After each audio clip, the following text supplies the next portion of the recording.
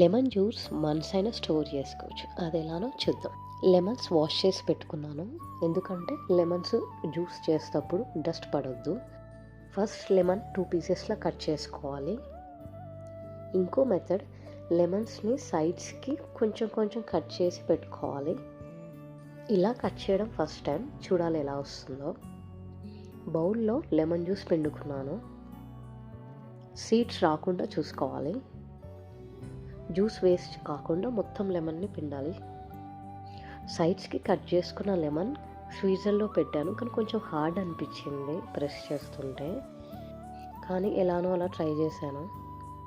ఇక నేను ice tray తీసుకున్నాను. ఐస్ ట్రేలో లెమన్ జ్యూస్ పోసుకోవాలి. లెమన్ జ్యూస్ ఫిల్టర్ చేసుకొని కూడా పోసుకోవచ్చు, కానీ నేను ఇలానే పోసుకున్నాను. అన్నీ ఫిల్ అయ్యాక ట్రే ఫ్రీజర్లో పెట్టాలి. నేను ఓవర్ నైట్ పెట్టాను.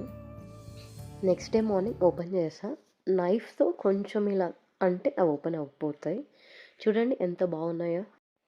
ఈ క్యూబ్స్ని జిప్లాక్ కవర్లో వేసుకొని మళ్ళీ ఫ్రీజర్లో పెట్టుకోవాలి.